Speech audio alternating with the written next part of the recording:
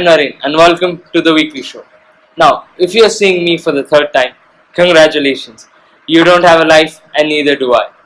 And if you saw a second show, which aired on Valentine's Day that day itself, I hope you enjoyed your evening with Priya Prakash Varia and YouPorn because you sure as hell didn't have a date. Now, before we start off this week, I would like to say that for this show, we have a special counter which will count the number of times I say fuck on my mother's request, and that doesn't count. Now, there are a few topics I would like to talk about, but like any other Rohit Shetty movie, they deserve as less coverage as possible. So first, remember last week when he talked about Manohar Parrikar's comment on women drinking beer? Now a look into the actual transcript has revealed that he was referring to girls in college. Now this lands us in a grey area because a few students may be underage. So I'm beginning to feel like a rap god. So we would like to formally issue a retraction. But Mr. Parikar, most people in college are adults and it is up to them whether they want to drink or not. So Mr. CM, no what, forget it. Anyone can be CM. Yeah. Mr. IIT, no fuck. Even Chetan Bhagat's an IIT. Yeah. Mr. Such inconsiderate remarks are not expected of a man of your stature and your credentials. Second, let's talk about India's favorite woman. No, not this one, the other one. Okay, let's talk about India's second favorite woman. There we go. This week saw the unprecedented rise of this woman who shall remain unnamed because as far as this show is concerned, my ego should be the only one which is served. After the entire meme-gasm surrounding her left eye, this girl, the composer of the Malayali song and the film director, now have a case slapped against them in Hyderabad for apparently hurting Muslim sentiments. The lyrics of this song apparently depict the romance between Prophet Muhammad and his wife Khadija Begum. Why is that offensive? Oh, hang on. Do they think it's offensive to the other Muslim wives and so Muhammad's wives? And even if they thought that it would be offensive, it's total BS because Muhammad, and this is true, was monogamous as long as Khadija Begum was alive. So truthfully speaking, this song is a tribute to the love of the great Prophet had for his one wife. Thirdly and lastly, Karnataka BJP president and man trying to remember what it was like to be CM of Karnataka, Mr. Mr. Yediyurappa, attacked Rahul Gandhi last week for apparently consuming chicken before entering a temple. Okay, this is the third time in 3 weeks I am saying this on a weekly show, but why so many fucks about Rahul Gandhi? Who is he? What does he do? Does he shit out of his mouth? And does it even matter? Because I'll tell you why. Because I'll tell you why. But everyone is entitled to their own opinion. And now, for no reason at all, a bad guy dancing.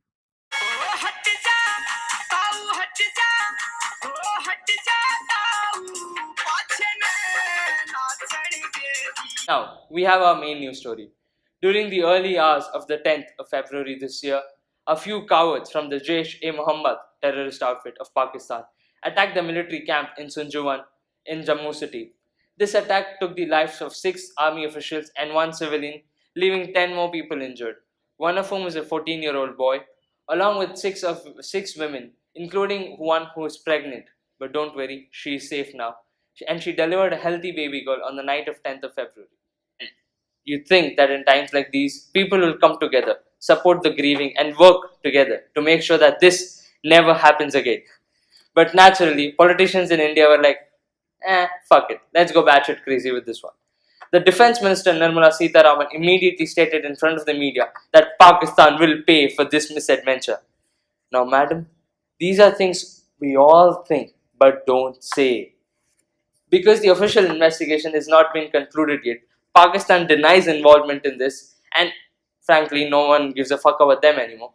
But the anger regarding this is all well and good for us, but it is irresponsible because now we run a risk of retaliation and possible Chinese intervention, which frankly we are unprepared for.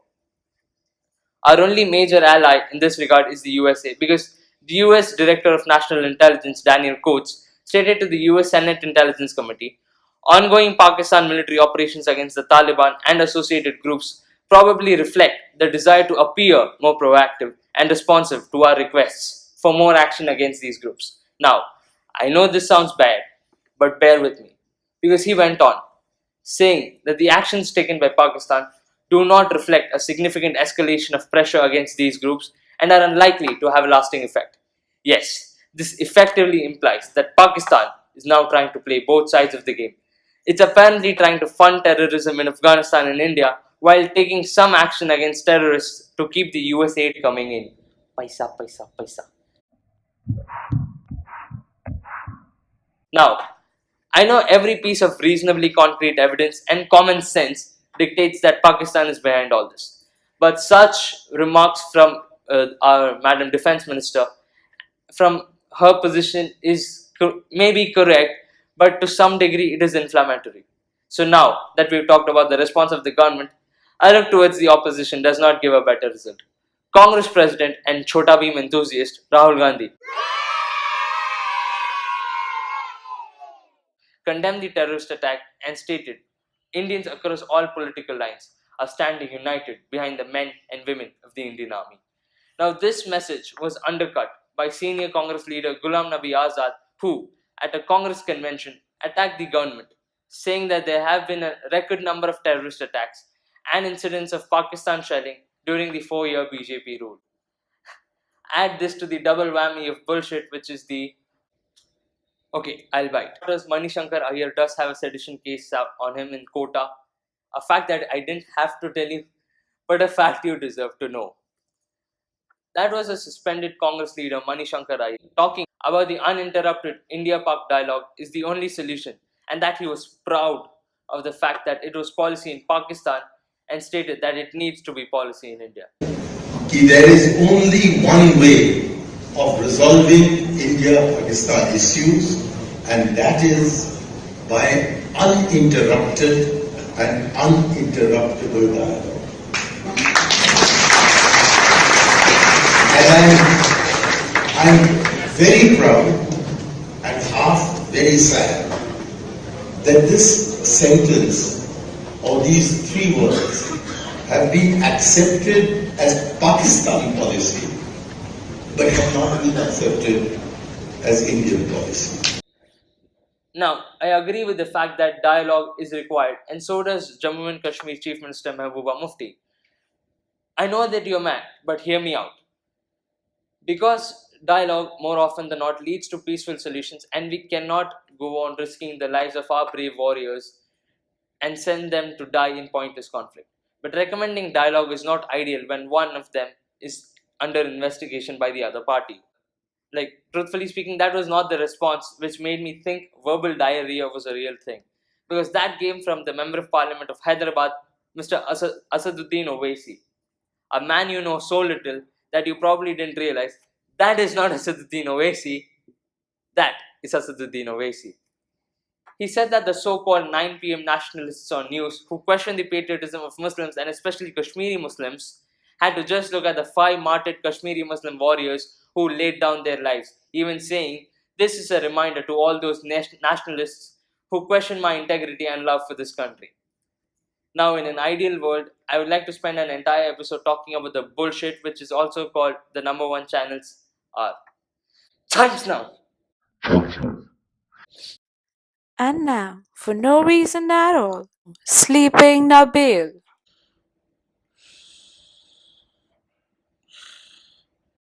But the fact that you basically politicize the deaths of brave people who are a million times more patriotic than you and me combined is deplorable and pathetic. In fact, even Lieutenant General Devraj Anbu of the Indian Army said, we do not communalize martyrs. Those making such statements do not know the army very well. Now, I'm not saying that the aforementioned 9 p.m. nationalists are right, because remember the clip we showed Manishankar Iyer in? That was the 9 p.m. news hour debate of Times Now on the 12th of February with the hashtag Kong insults India. Now, I'm going to simply point out the fact that Manishankar Iyer is suspended from the International Congress, but I feel that I should show you an example of the bullshit in action.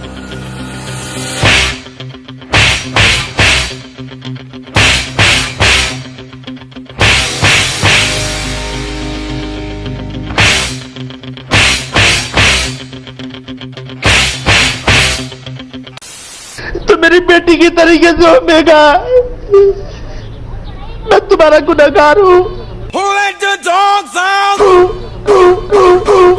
let the dogs out?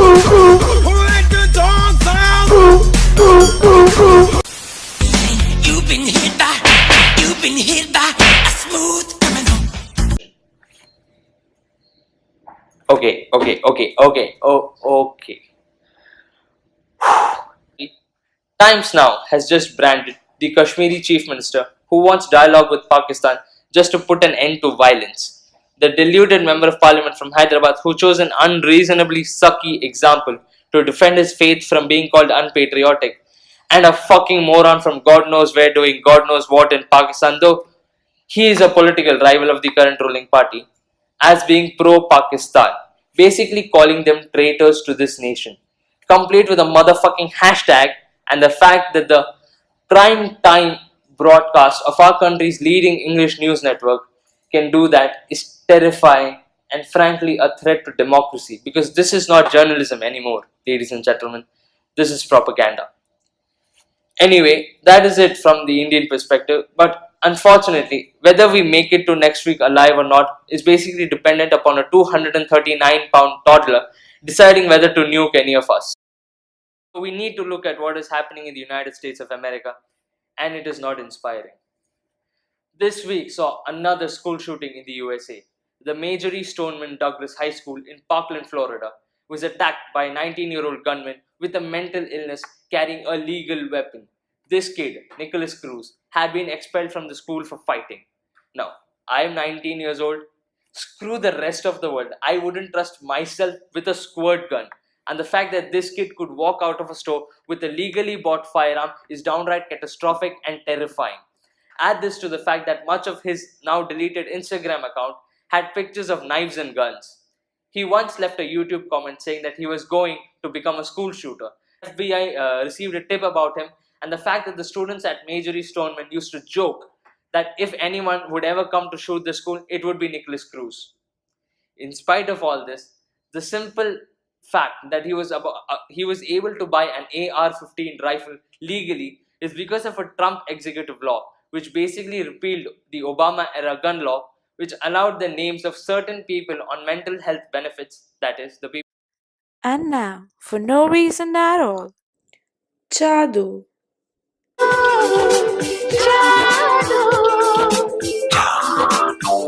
People who had mental illness to be entered into the criminal database, thus making them unable to legally buy firearms.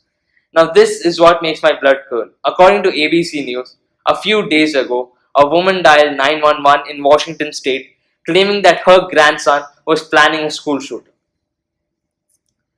This brave woman found journal entries of her grandson that he was planning to have a mass shooting at one of the high schools. Okay, gun worries aside, who the fuck keeps a journal these days?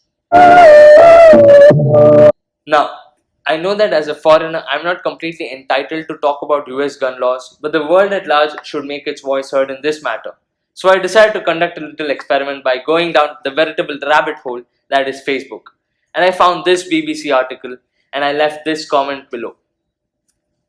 I am an Indian. This is an honest question to all Americans. Why do simple civilians need guns? If you have no guns, there would be no gun violence. We in India have a million problems, but gun violence ain't one of them.